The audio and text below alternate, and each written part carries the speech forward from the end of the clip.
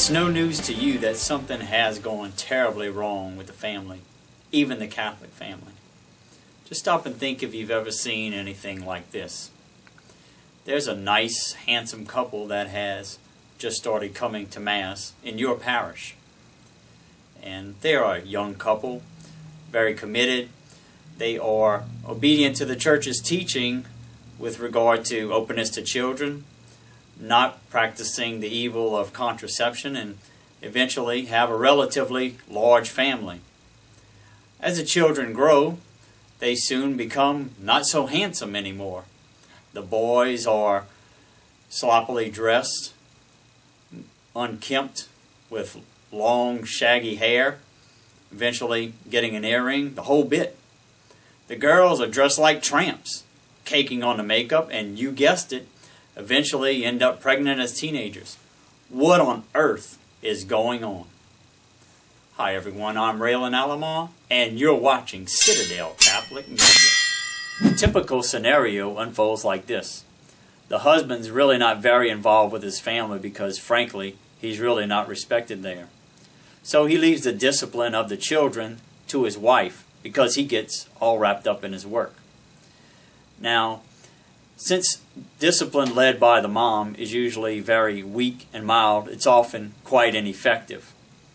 Since the mom can't tolerate the children because of their bad behavior, then they will usually maybe only have 1 or 2 children, possibly 3 if they only have a boy and a girl.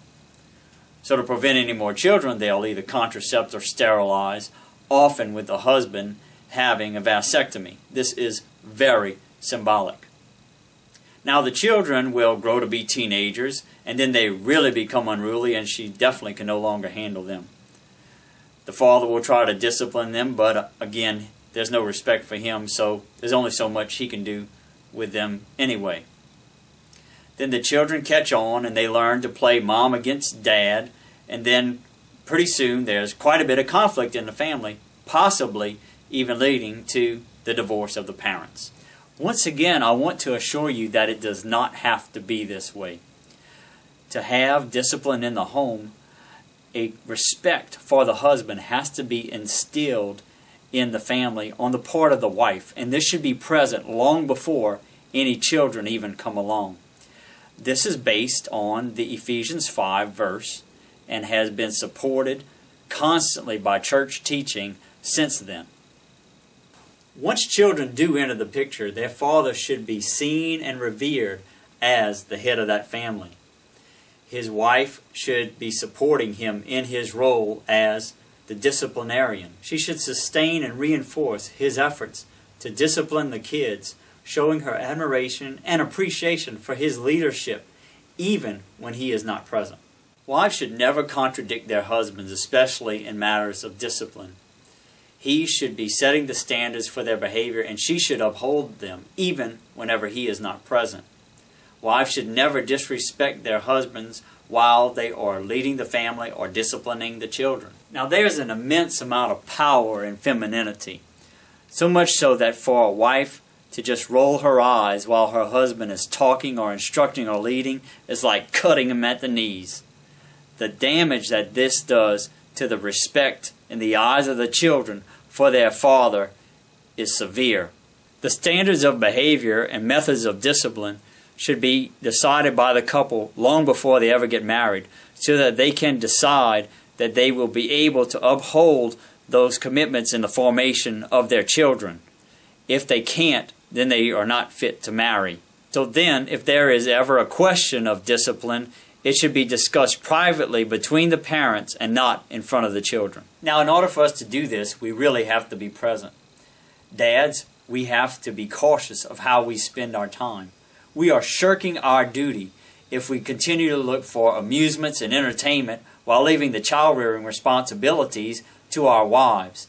Even if our wives are stay-at-home mothers, we have to have a substantial involvement in the formation of our children. We should be ordering our lives so that we will be home more. First of all, we need to ensure that our wives are at home full-time so that they can nurture and raise the children. But we need to be home as much as possible.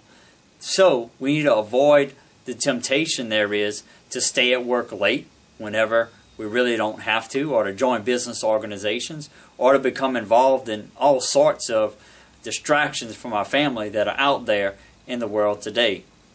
Our job is not our vocation. Our vocation is to raise our kids, and our job should be there to provide for that vocation. Now, when we are home, we need to be really present.